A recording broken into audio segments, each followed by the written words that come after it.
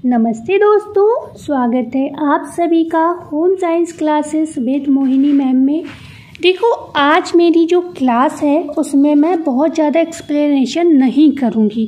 क्यों नहीं करूँगी? ये SCERT क्लास 12th के बहुत बेसिक प्रश्न हैं और प्रश्न भी वो हैं जो आपसे एग्ज़ाम में पूछे ही जाते हैं। और दूसरी बात यह है कि BPSC का आपका एग्ज़ाम है, तो आप यहाँ पर खुद से चेक करेंगे कि आपकी कितना क्वेश्चन सही होता है। 50 क्वेश्चन है यहाँ पर, ठीक है। तो आपको खुद चेक करना है कि आपके कितने क्वेश्चन सही जाते हैं। मैं बिल्कुल भी यहाँ पर पेपर की तरह ही आपको दूंगी, यहाँ पर ज़्यादा एक्सप्लेनेशन नहीं करूँगी, क्योंकि मुझे ये भी मालूम है कि आप लोग भी एक्सप्लेनेशन वाली क्लास नहीं देख रहे हो। ये मैंने 2-3 क्लासेस से थोड़ा इस चीज़ पे मैंने कहते हैं ना मूल्यांकन जैसा किया, क्योंकि मैं ये नोटिस कर रही थी जो मेरी मैराथन था, मैंने बहुत एक्सप्लेनेशन किया, उस क्लास को आप लोगों ने पसंद नहीं किया। तो आज मेरा थोड़ा ये भी मोटिव है कि आपका पेपर है, आप ये देखो कि SCERT क्लास 12th का आप सॉल्व कर पा रहे हो और नहीं कर पा रहे हो, और ज़्यादा डिफ़िकल्ट प्रश्न यहाँ पर नहीं है। क्वेश्चन 1 है, निम्नलिखित में से कौन सा अंग पाचन तंत्र से संबंधित नहीं है? क्या आमाशय नहीं है, बी है पक्वाशय नहीं है, गुर्दे नहीं है, छोटी आंत नहीं है, या ई है निम्न में से एक से अधिक? अब आपको ये बताना है यहाँ पर कौन सा अंग जो है पाचन तंत्र से संबंधित नहीं है। आंसर दीजिए, मैं 1 सेकेंड का टाइम आप लोगों को जरूर दूंगी। बताइए आंसर क्या होगा यहाँ पर। भाई क्या क्या आपको ऐसा लग रहा है, सोचिए और आंसर दीजिए। आंसर अब मैं दे देती हूँ, यहाँ पर सी ऑप्शन सही होगा। क्यों? क्योंकि जो गुर्दे हैं ये आपके उत्सर्जन तंत्र का भाग हो जाते हैं, ठीक है, उत्सर्जन तंत्र का भाग हो जाते हैं, इस वजह से ये हमारे पाचन तंत्र का अंग नहीं रहता, ठीक है। ये उत्सर्जित करता है, मूत्राशय है, प्यूरिफिकेशन का काम करता है, ब्लड को, पानी को फिल्टर करने का काम ये करता है, ठीक है। बकाया आमाशय है, पक्वाशय है, छोटी आंत है, बड़ी आंत है, आहार नाल है, ये सभी आपके पाचन तंत्र के अंग हो जाते हैं। इसके साथ ही साथ आपका मुंह है, ठीक है, जीभ है, ये सब पाचन तंत्र में आ जाते हैं, दांत हैं। क्वेश्चन नंबर 2 है, निम्नलिखित में से कौन सा अंग आहार नाल का भाग नहीं है? ए है मुख है, बी है ग्रसनी है, सी है आमाशय, डी है यकृत, ई है एक से अधिक। मैंने वहाँ पर जो बोला कि पाचन तंत्र में आ जाते हैं, वो पाचन तंत्र में नहीं, वो क्या होते हैं जो हमारे आहार नाल से संबंधित होते हैं, मुंह वगैरह, दांत वगैरह, ठीक है। तो पाचन हमारा मुंह से शुरू हो जाता है, जैसे कार्बोहाइड्रेट का। तो दोनों ही जगह वो चीज़ें आपसे पूछी जा सकती हैं, ठीक है। आहार नाल के अंतर्गत भी पूछी जा सकती हैं और पाचन तंत्र के अंतर्गत भी पूछी जा सकती हैं, ठीक है। तो यहाँ पर क्वेश्चन आप पढ़ लीजिए एक बार। निम्नलिखित में से कौन सा अंग आहार नाल का भाग नहीं है? ए है मुख है, बी है ग्रसनी, सी है आमाशय, डी है यकृत, ई है एक से अधिक। अब यहाँ पर भी वही बात है, कौन सा क्वेश्चन, कौन सा आंसर आपको लग रहा है, खुद देना है। बताइए आंसर मैं आपको दे देती हूँ। यहाँ पर डी ऑप्शन सही होगा, यकृत। यकृत जो है आपका आहार नाल का भाग नहीं है, ठीक है। मुख है आपका, ग्रसनी है, ग्रास नली है, आमाशय है, ये क्या है आपका छोटी आंत है, बड़ी आंत है, ये आपके पाचन तंत्र या आहार नाल में आ जाते हैं, ठीक है। लेकिन यकृत जो है आपका, वो क्या है, स्टोरेज का काम करता है, ग्लूकोज को ग्लाइकोजन में कन्वर्ट करके रखता है, ये सारे पित्तरस का को रिलीज़ करता है जिससे वसा का पाचन हो सके, ये सारे काम यकृत करता है। क्वेश्चन नंबर 3 है, आहार नाल का सबसे लंबा भाग कौन सा होता है? ए है आमाशय, बी है छोटी आंत, सी है बड़ी आंत, डी है मलाशय, ई है निम्न में से कोई नहीं।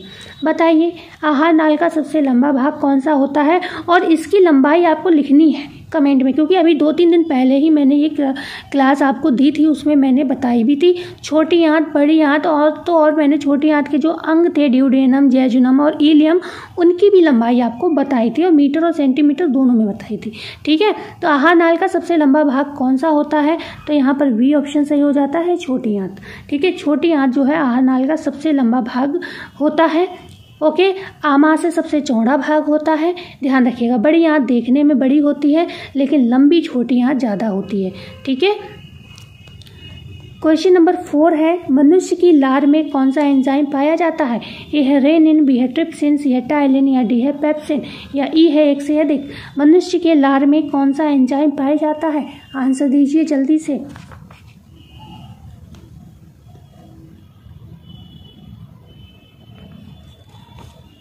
यहाँ पर हमारा राइट आंसर होगा, मैं आंसर देती हूँ टाइलिन।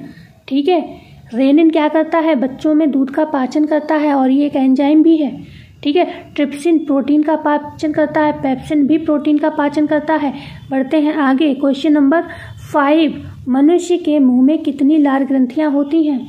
यह भी मैंने बताया है कुछ दिन पहले, 6, 8, 10, 2, 1 से अधिक। बताइए मनुष्य के मुंह में कितनी लार ग्रंथियां होती हैं?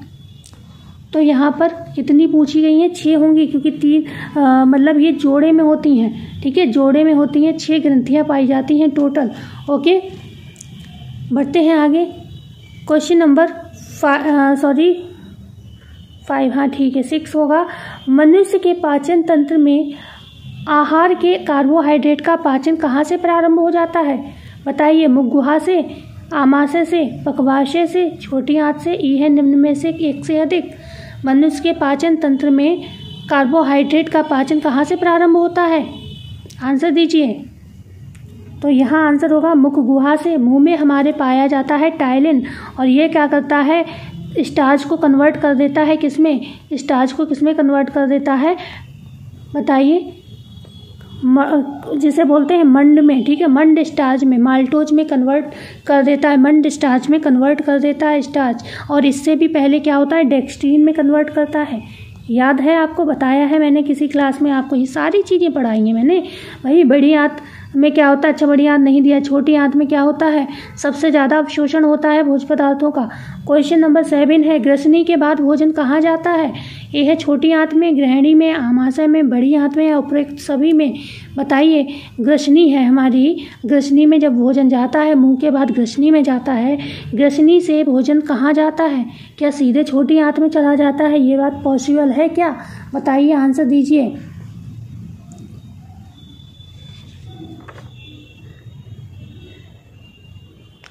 बताइए, तो यहाँ पर हो जाएगा आमाशय। बताने का मतलब ये है कि आप खुद अपने मन से आंसर अपने मन में बताइए, मेरी लाइव क्लास नहीं है। ठीक है, तो आप अपने मन में बताइए आंसर और उसके बाद चेक करिए। तो आमाशय होता है, ग्रसनी के बाद भोजन आमाशय में जाता है, कम से कम 4 घंटे यहीं पर घूमता रहता है। किससे मिलन होता है? HCl से, हाइड्रोक्लोरिक अम्ल से मिलता है, घूमता रहता है और क्या होता है, डाइजेस्ट हो जाता है। फिर इसके बाद हमारा भोजन नीचे को जाता है छोटी आंत में, वहाँ से न्यूट्रिशन क्या होते हैं, कोशिकाओं के मतलब जो सेल्स होती हैं आपकी, ब्लड वेसल्स वगैरह होती हैं, उनके माध्यम से छोटे छोटे ऊतकों तक पहुँच जाती हैं। ठीक है, तो ये होता है, कोशिकाओं तक पहुँच जाता है, यही होता है ना। बड़ी आंत में क्या होता है, जल का अवशोषण होता है। क्वेश्चन नंबर 8 है, आमाशय से श्रावित होता है। ए है नाइट्रिक अम्ल, बी है साइट्रिक अम्ल, सी है हाइड्रोक्लोरिक अम्ल, डी है इंसुलिन, ई है निम्न में से एक से अधिक। अब ये तो आपको अभी मैंने बता दिया भाई, अभी बता दिया। क्या बताया? HCl, हाइड्रोक्लोरिक अम्ल क्या करता है, आमाशय में श्रावित होता है। ये भोजन के पाचन के लिए लाभदायक है। ये क्या करता है, जो भी जहरीले जीवाणु होते हैं उनको मारने का काम भी करता है। ठीक है, जहरीले जीवाणु, और तो और इसमें इतनी ताकत होती है कि कंकड़ पत्थर भी अगर आपकी बॉडी में खाते समय मुंह के माध्यम से पहुंच जाए तो उनको भी पचा सकता है ये। ठीक है, तो इंसुलिन आपको जब पता ही है कहाँ से निकलता है भाई, अग्न्याशय की बीटा सेल से निकलता है। ओके, कूफर कोशिकाओं के माध्यम से। साइट्रिक अम्ल किसमें पाया जाता है? बताइए, नाइट्रिक अम्ल क्या है ये बताइए, NH2 क्या है ये बताइए। ये प्रश्न अपने मन से पूछिए।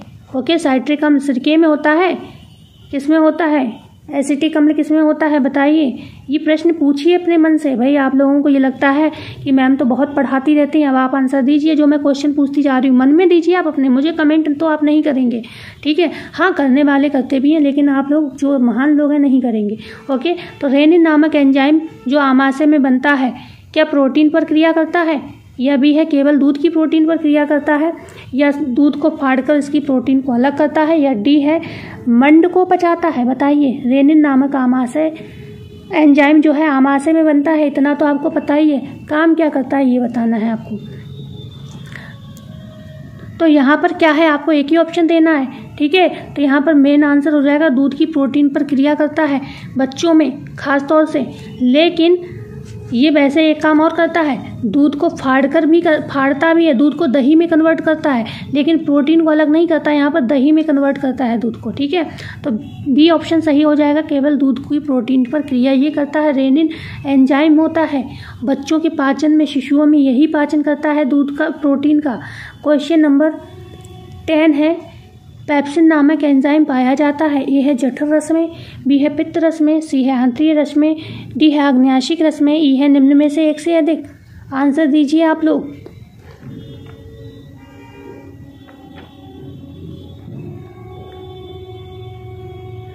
तो हमारे जठर रस पे करता है पेप्सिन, जो एंजाइम होता है, जो जठर रस होता है उस पर क्रिया करता है। ठीक है, और प्रोटीन के पाचन में भी हेल्प करता है। क्वेश्चन नंबर 11, यकृत का मुख्य कार्य क्या होता है? क्या ये पित्त का संग्रह करता है, विभिन्न एंजाइम्स बनाता है, पित्त रस बनाता है? उपरोक्त में से कोई नहीं, ई है निम्न में से एक से अधिक। बताइए आंसर क्या होगा, अपने मन में सोचिए, मन हो तो आप कमेंट भी कर सकते हैं, कोई रोक टोक नहीं है आपकी, जल्दी से बस आंसर आपको देना है। तो यहाँ पर जो हमारा राइट आंसर हो जाएगा सी ऑप्शन, ये सिर्फ और सिर्फ करता है रस बनाना, पित्त रस को बनाता है, और जो वसा के पाचन के लिए सहायक हो जाता है। वसा का पाचन इसी से होता है। ठीक है, ओके, पित्त रस के अभाव में वसा का पाचन नहीं हो पाएगा।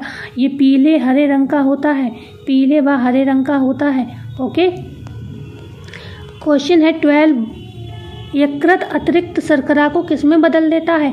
ए है ग्लाइकोजन में, बी है सेल्यूलोज में, सी है एंजाइम में, डी है मांड स्टार्च में, या ई है निम्न में से एक से अधिक।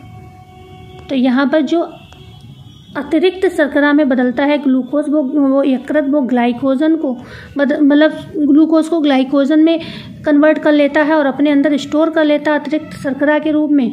जब हम भूख की कंडीशन में, व्रत की कंडीशन में, या हमारे शरीर में एनर्जी की कमी होती है, उस समय ये ग्लाइकोजन क्या होता है, ग्लूकोज में कन्वर्ट हो जाता है। सेल्यूलोज क्या है, 0 कैलोरी देता है, भाई कोई कैलोरी नहीं है, लेकिन क्या है, पाचन के लिए आवश्यक है, अवशोषण के लिए आवश्यक है, आंतों की सफाई सबसे महत्वपूर्ण, आंतों की सफाई के लिए महत्वपूर्ण है सेल्यूलोज। ओके, कोई कैलोरी नहीं देता है। एंजाइम भी बहुत सारे काम करते हैं शरीर के अंदर। ओके, और मांड और स्टार्च हमने बताया ही था आपको क्या करता है अभी थोड़ी देर पहले। जो मुंह में हम कार्बोहाइड्रेट खाते हैं वो क्या है, मांड में ही बदल जाती है। क्वेश्चन नंबर 13, प्रोटीन के पाचन से क्या बनता है? ये है एमिनो अम्ल, बी है ग्लूकोज, सी है ग्लिसरॉल बाबासी अम्ल, डी है उपयुक्त में से कोई नहीं। तो प्रोटीन के पाचन से आप सभी जानते हो एमिनो अम्ल बनता है। कार्बोहाइड्रेट के पाचन से क्या बनता है, ग्लूकोज बनता है। ठीक है, कार्बोहाइड्रेट के पाचन से क्या बनता है, ग्लूकोज बनता है। ग्लिसरॉल बसीय अम्ल किससे प्राप्त होता है, वसा के पाचन से। तो यहाँ पर हमारा ये ऑप्शन सही हो गया। क्वेश्चन नंबर 14 आंसर दीजिए, दांतों को मजबूत बनाने वाला तत्व निम्नलिखित में से कौन सा है? क्या वसा है, कार्बोहाइड्रेट है, कैल्शियम है, या प्रोटीन है? बताइए आंसर दीजिए। दांतों को मजबूत बनाने वाला तत्व निम्नलिखित में से कौन सा है? तो ये हो जाएगा कैल्शियम प्लस फॉस्फोरस। ठीक है, क्योंकि कैल्शियम फॉस्फेट में चेंज हो जाता है। उसके अलावा हमें विटामिन डी भी चाहिए। ठीक है, उसके अलावा हमें मैग्नीशियम भी चाहिए। ठीक है, मैग्नीशियम भी चाहिए, सही मात्रा में ये चीज़ें होनी चाहिए। और उसके अलावा अगर आंसर मिलता खनिज, तो आप आंसर खनिज कर देते, क्योंकि कैल्शियम एक प्रकार का खनिज है। ठीक है, क्वेश्चन नंबर 15, निम्नलिखित में से कौन सा अंग पाचन तंत्र का अंग नहीं है? ए है आहार नाल, बी है अग्नाशय, सी है फेफड़ा, डी है छोटी आंत। अब आंसर दीजिए आप जल्दी जल्दी, निम्नलिखित में से कौन सा अंग पाचन तंत्र का अंग नहीं है? क्या आहार नाल यहाँ पर सही होगा, अग्नाशय सही होगा, या फेफड़ा सही होगा, या छोटी आंत सही होगा? बताइए। तो यहाँ हमारा आंसर सी सही हो जाएगा, फेफड़ा। फेफड़ा क्या है आपका भाई, श्वसन तंत्र का अंग है। ठीक है, श्वसन तंत्र का अंग है आपका। ओके, श्वसन तंत्र का अंग है। क्या करता है, ब्लड को शुद्ध करता है, ब्लड का शुद्धिकरण करता है। ऑक्सीजन क्योंकि यहाँ पर आती है तो ब्लड से मिल जाती है, और ब्लड क्या होता है, रक्त शुद्ध हो जाता है। ऑक्सीजन हमारी यहीं से आती है, CO2 यहीं से रिलीज होती है, फेफड़ों से। ओके, बढ़ते हैं क्वेश्चन नंबर 16 पर। मनुष्य के दांत किस प्रकार के होते हैं? ए है गर्त दंती, बी है विषम दंती, सी है द्विवार दंती, डी है उपर्युक्त सभी, ई है निम्न में से एक से अधिक। बताइए मनुष्य के जो दांत हैं किस प्रकार के होते हैं? तो जो मनुष्य के दांत होते हैं यहाँ पर डी ऑप्शन सही होगा। मनुष्य के दांत गर्त दंती भी होते हैं भाई, विषम दंती भी होते हैं, कई प्रकार के आप जानते हो, इंसाइजर, कैनाइन, ठीक है। मोलर, प्री मोलर होते हैं ना, प्री मोलर और मोलर, तो ये क्या है, विषम दंती होते हैं और द्विवार दंती भी होते हैं, तो डी ऑप्शन यहाँ सही हो जाता है। क्वेश्चन नंबर 17, मनुष्य में दूध के दांतों की संख्या कितनी होती है? 20 होती है, 24, 28 या 32? तो मनुष्य में दांतों की संख्या 20 होती है। कौन से वाले? दूध के दांतों की। वैसे संख्या जो दूध और जो हमारे बड़े दूध के टूटने के बाद फिर दांत निकलते हैं, तो वो सब मिलाकर हो जाते हैं 32 दांत, ठीक है। पूरे जीवन काल में कितने दांत निकलते हैं पूछा जाए तो 32 + 20, ठीक है, क्योंकि 20 12 2 और 3 2 5, 52 दांत निकलते हैं पूरे जीवन काल में। अगर पूछा जाए कि हमारे कितने दांत निकलते हैं तो 52, ओके। प्रौढ़ में कितने होते हैं? 32। बच्चों में कितने होते हैं? 20। क्वेश्चन 18, ट्रिप्सिन एंजाइम किस क्रिया में सहायक होता है? ए है प्रोटीन के पाचन में, बी है कार्बोहाइड्रेट के पाचन में, सी है बच्चा के पाचन में, डी है न्यूक्लिक अम्ल के पाचन में, ई है निम्न में से एक से अधिक। बताइए, आंसर दीजिए। ट्रिप्सिन एंजाइम के विषय में पूछा जा रहा है, किसके पाचन में ये सहायक होता है? तो ये सहायक होता है आपका ए ऑप्शन सही होगा, प्रोटीन के पाचन में सहायक होता है, ठीक है। ट्रिप्सिन एंजाइम क्या होता है? प्रोटीन के पाचन में सहायक होता है। टाइलिन कार्बोहाइड्रेट के पाचन में सहायक होती है, और अभी हमने बताया था जो पित्त रस होता है वसा के पाचन में सहायक होता है। पचे हुए भोजन का अवशोषण आहार नाल के किस भाग में होता है? ये है आमाशय, बी है पक्वाशय, सी है छोटी आंत, डी है यकृत, ई है निम्न में से एक से अधिक। पचे हुए भोजन के अवशोषण की बात हो रही है, क्वेश्चन ध्यान रखिएगा। मेटाबॉलिज्म प्रोसेस की बात हो रही है, कहाँ से शुरू होता है? सी ऑप्शन, छोटी आंत से शुरू होता है, ठीक है। छोटी आंत के माध्यम से ही भोजन हमारी अवशोषित किया जाता है, जो न्यूट्रिशन होते हैं अवशोषित किए जाते हैं। तो वो कौन सा भोजन होता है? जो पच चुका होता है, ठीक है, ओके। पचे हुआ भोजन ही जो होता है उसी में मेटाबॉलिज्म का प्रोसेस होता है। भाई नई कोशिकाओं का निर्माण होना, ठीक है, वृद्धि और विकास होना, मतलब सेल्स का हमारी, वो सब किस में होता है? मेटाबॉलिज्म में होता है। तो सी ऑप्शन सही हो जाएगा। छोटी आंत में ही ज़्यादातर न्यूट्रिशन का क्या होता है? अवशोषण होता है, मेटाबॉलिज्म होता है। क्वेश्चन नंबर 20 है, आमाशय रस में निम्नलिखित में से कौन सा एंजाइम पाया जाता है? ए है रेनिन, बी है एमाइलेज, सी है ट्रिप्सिन, डी है लाइपेज। बताइए, आंसर दीजिए। आमाशय के रस में पूछा जा रहा है कौन सा एंजाइम जो है पाया जाता है। तो आमाशय, जो आमाशय का रस होता है, एक तो उसमें हमने बताया था HCl हाइड्रोक्लोरिक अम्ल पाया जाता है। अब यहाँ पर बात हो रही है एंजाइम की, तो वो हो जाता है रेनिन। ये कहाँ पाया जाता है? हमारे आमाशय में ही पाया जाता है, ठीक है। क्वेश्चन नंबर 21 है, भोजन के क्या कार्य हैं? ए है शरीर को ऊर्जा प्रदान करना, बी है शरीर की वृद्धि करना, सी है रोगों से सुरक्षा करना, डी है इनमें से सभी। तो भाई भोजन हमारे शरीर में बहुत काम करता है, ये सभी काम करता है, ऊर्जा भी देता है, वृद्धि भी करता है, विकास भी करता है, रोगों से रक्षा भी करता है, ठीक है। हमें हष्टपुष्ट रखता है, स्ट्रॉन्ग बनाता है, शारीरिक गतिविधि में हमारे भोजन सहायक होता है। अगर हमें खाना नहीं मिलेगा, पेट नहीं भरेगा, तो हम कुछ नहीं कर पाएंगे, क्वेश्चन नंबर कुपोषित हो जाएंगे। क्वेश्चन नंबर 22, भोजन में ऊर्जा का प्रमुख साधन कौन सा होता है? ए है कार्बोहाइड्रेट, बी है प्रोटीन, सी है खनिज लवण, डी है विटामिन, ई है एक से अधिक। तो भोजन में ऊर्जा का जो प्रमुख साधन है क्या है? भाई कार्बोहाइड्रेट है। यहाँ पर बसा आंसर होता तो भी आप नहीं कर सकते थे, क्योंकि प्रमुख साधन पूछा गया है, प्रमुख शब्द आया तो कार्बोहाइड्रेट होगा आंसर, ए ऑप्शन सही हो जाएगा। पढ़ते हैं, प्रोटीन क्या करता है? वृद्धि, ग्रोथ के लिए जरूरी है।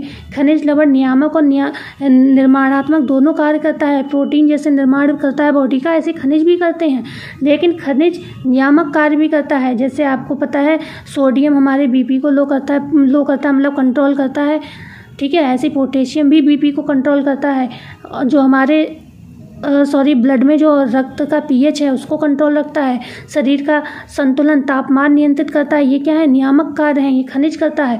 विटामिन ए क्या है? रोगों से लड़ने की क्षमता को बूस्ट करता है, संक्रमण से बचाता है हमें। क्वेश्चन नंबर 23 है, शरीर के निर्माण, विकास एवं वृद्धि में निम्नलिखित में से किसका प्रमुख योगदान होता है? ए है वसा का, बी है कार्बोहाइड्रेट का, सी है प्रोटीन का, डी है विटामिन का, ई है एक से अधिक। शरीर के निर्माण, विकास एवं वृद्धि में निम्नलिखित में से किसका प्रमुख योगदान है? निर्माण, विकास एवं वृद्धि की बात हो रही है, आंसर सदैव प्रोटीन होगा, ठीक है। प्रोटीन होगा और खनिज भी हो सकता है, लेकिन आपको एक आंसर देना है, और दूसरी बात खनिज है नहीं, ठीक है। लेकिन मेनली क्या है? मेन पूछा जाए तो वही होगा जो पापा होगा। तो प्रोटीन क्या है? पापा है वृद्धि का। प्रोटीन प्राप्ति का मुख्य वनस्पति जन्य स्रोत कौन सा है? ये है सब्जियां, बी है फल, सी है सोयाबीन एवं दालें, डी है सलाद, ई है निम्न में से एक से अधिक। तो यहाँ पर हमारा राइट आंसर क्या हो जाएगा? सोयाबीन एवं दालें हो जाएगा। ठीक है, प्रोटीन प्राप्ति का जो हमारी वनस्पति में सोर्स है वो सोयाबीन है, सोयाबीन में अच्छा प्रोटीन मिलता है और दालें हैं। ठीक है, सब्जियां तो विटामिन का स्रोत है, फल भी विटामिन का स्रोत है, कुछ खनिज भी मिलते हैं, सलाद भी विटामिन का ही स्रोत है। तो सी ऑप्शन सही हो जाएगा। क्वेश्चन नंबर 25 हो जाएगा, विटामिन सी किस में पाया जाता है, बताइए जल्दी। क्या गेहूं में पाया जाता है, अंकुरित अनाज में पाया जाता है, आंवला में पाया जाता है, डी है केले में पाया जाता है। तो देखो अंकुरित अनाज में भी विटामिन सी मिलेगा, पर आंसर एक देना है तो बेस्ट आंसर होगा सी ऑप्शन। आंवले में विटामिन सी इनके मुकाबले ज़्यादा पाया जाता है। ठीक है, गेहूं से भी हमें क्या है, प्रोटीन मिलता है। ओके, क्वेश्चन नंबर 26 है, कौन सा विटामिन जल में घुलनशील है। ये है vitamin C, vitamin D, vitamin A या विटामिन ई। कौन सा जल में घुलनशील है, तो आपको ये पता है के, डी, ए और ई ये क्या है, आपके वसा में घुलनशील है। फैट सेल्यूबल विटामिन है, तो एक ही बचा विटामिन सी, और बी होता तो वो भी। ठीक है, विटामिन बी और सी क्या है, जल में घुलनशील होते हैं।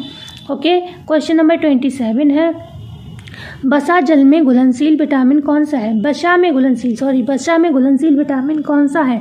Vitamin B, vitamin C, vitamin A, D है उपयुक्त में से कोई नहीं। तो वसा में कौन सा घुलनशील विटामिन है भाई बताइए। क्वेश्चन रिपीट हो गया। अच्छा, यहाँ पर क्या, जल में घुलनशील। ओके, तो वसा में घुलनशील कौन सा है भाई, vitamin B, vitamin C, vitamin A हो जाएगा। ठीक है, कीड़ा याद कर लो, कीड़ा, के, ई, डी, ए। हालांकि जो पुराने कॉम्पिटिटर हैं उन्हें तो इस बेसिक से क्वेश्चन रटे हुए होंगे, पर नए कॉम्पिटिटर के लिए हर तरीके की चीज़ें सोची जाती हैं। और सी और बी क्या है, जल में घुलनशील है। क्वेश्चन नंबर 28 है, दूध में प्रोटीन किस रूप में होती है। ए है एल्बुमिन, बी है केसीन, सी है मायोसिन, डी है ग्लूटेन। तो हमारे हड्डियों में पता है कौन सी प्रोटीन होती है, ओसिन होती है, हमने बताया है। ठीक है, ओसिन प्रोटीन होता है। एल्बुमिन अंडे में होता है, केसीन दूध में होता है, आंसर मिल गया आपको, दूध में होता है। मायोसिन क्या होता है, मायोसिन हमारी मांसपेशियों में पाया जाता है। ग्लूटिन गेहूं में पाया जाता है। ठीक है, तो सारे प्रोटीन क्लियर हो गए। ओसिन हड्डियों में होता है, हमारा आंसर क्या होगा, केसीन, बी ऑप्शन सही होगा यहाँ पर। ठीक है, क्वेश्चन नंबर 29 है, दूध में किस विटामिन का प्राय अभाव होता है। ये है vitamin A, vitamin D, vitamin C या उपयुक्त सभी विटामिन का। तो यहाँ पर दूध में विटामिन का जो अभाव होता है वो होता है सी ऑप्शन, विटामिन सी का अभाव होता है। साथ ही साथ आयरन भी ऐसे ही पाया जाता है, बिल्कुल ही ना के बराबर। ठीक है, तो आयरन का अभाव होता है, विटामिन सी का अभाव होता है दूध में। क्वेश्चन नंबर 30 है, आयोडीन की कमी से कौन सा रोग होता है। ए है टिटनेस, बी है मलेरिया, सी है घेंगा, डी है रेबीज तो वही कुत्ते के काटने से होता है, मच्छर के काटने से मलेरिया होता है, लोहा वगैरह लगने से टिटनेस होता है। तो हमारा आयोडीन की कमी से घेंगा होता है, गले की ग्रंथि प्रभावित होती है। ठीक है, बढ़ते हैं क्वेश्चन नंबर 31, कौन सा आहार संपूर्ण आहार है। कौन सा आहार संपूर्ण आहार है। क्या फल है, दूध है, दही है या मांस है। तो भाई संपूर्ण आहार तो आपको पता ही होगा क्या है, दूध है। ठीक है, माता में निकलता है गाढ़ा पीला दूध, उसे क्या कहते हैं, कोलेस्ट्रम कहते हैं, कई बार पूछा गया है। ओके, कितने दिन तक निकलता है, 3 से 5 दिन या 2 से 3 दिन दोनों आंसर माने गए हैं। ठीक है, कोलेस्ट्रम कहते हैं इसको, माँ के दूध में निकलता है। और दूध वैसे भी संपूर्ण आहार माना जाता है क्योंकि आयरन और विटामिन सी को छोड़कर सभी इसमें पौष्टिक तत्व पाए जाते हैं। अब एक आंसर आपको देना है कि सेकंड संपूर्ण आहार किसे कहा जाता है, सेकंड संपूर्ण आहार किसे कहा जाता है, ये आपको बताना है। ठीक है, और ये क्वेश्चन मैं बता चुकी हूँ आपको, इसलिए आपको अगर आपने क्लास देखी है मेरी तो आपको पता होगा। क्वेश्चन 32 है, कार्बोहाइड्रेट के अत्यधिक सेवन से रोग होता है। ए है बेरी, बी है मधुमेह, सी है तपेदिक, डी है प्लेग। अब कार्बोहाइड्रेट के अधिक सेवन से होगा आपको डायबिटीज़, मधुमेह। ठीक है, बेरी क्या होगा, B1 की कमी से होगा, थायमिन की कमी से होगा। ठीक है, टीबी, तपेदिक को टीबी भी कहते हैं जिसमें BCG का टीका लगाया जाता है। क्वेश्चन नंबर 33 है, विटामिन ए की कमी से कौन सा रोग होता है। दांत पीड़ा, अतिसार, रतौंधी या दाद।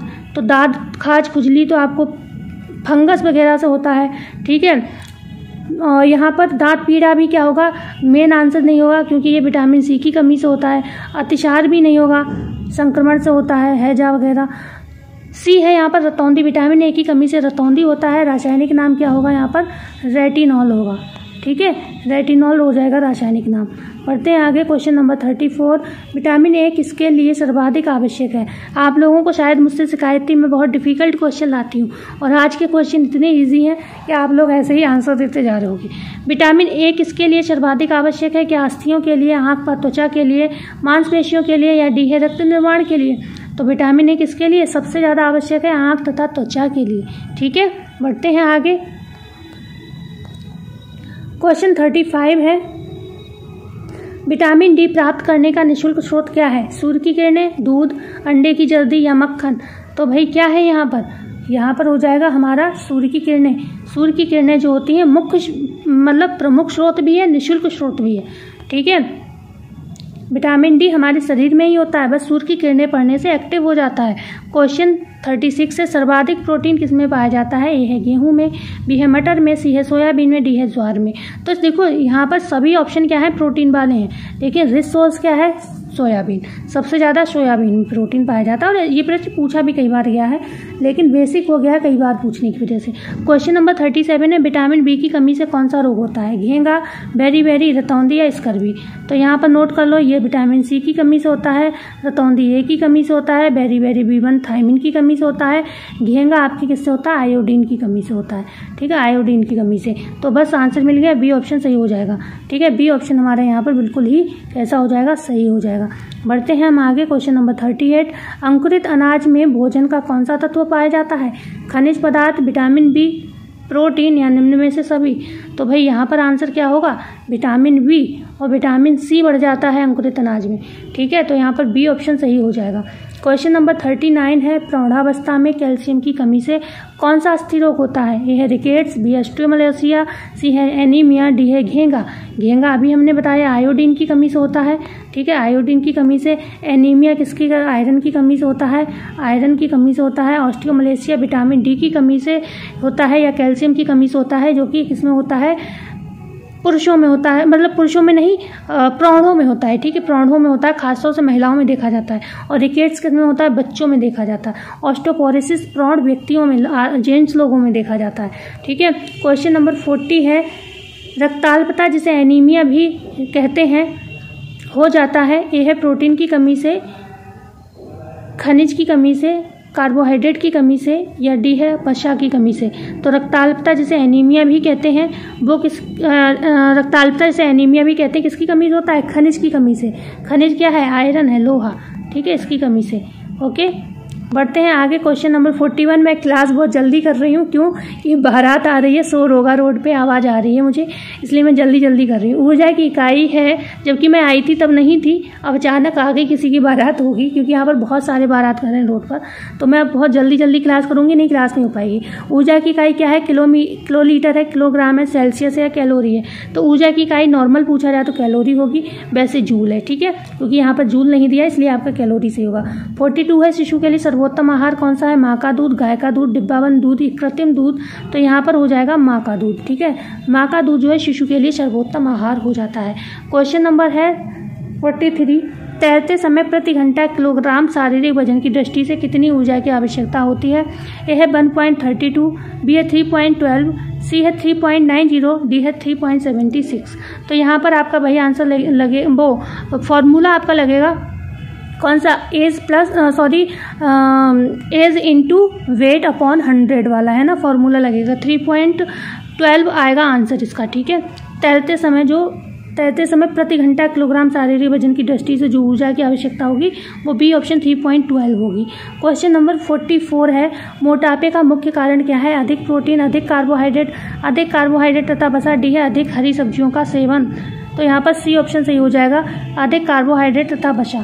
क्वेश्चन नंबर 45 है, भोजन में सबसे अधिक कैलोरी ऊर्जा किस में होती है? वसा में, कार्बोहाइड्रेट में, प्रोटीन में, खनिज लवणों में? तो यहाँ पर हो जाएगा आंसर वसा में। ठीक है, कितनी समस्याओं के साथ मैं क्लास करती हूँ बताइए, बारात की समस्या भी मेरी क्लास में आ रही है। क्वेश्चन नंबर 46, गर्भावस्था में महिला के आहार को निर्धारित करते समय किस तथ्य का ध्यान रखना चाहिए?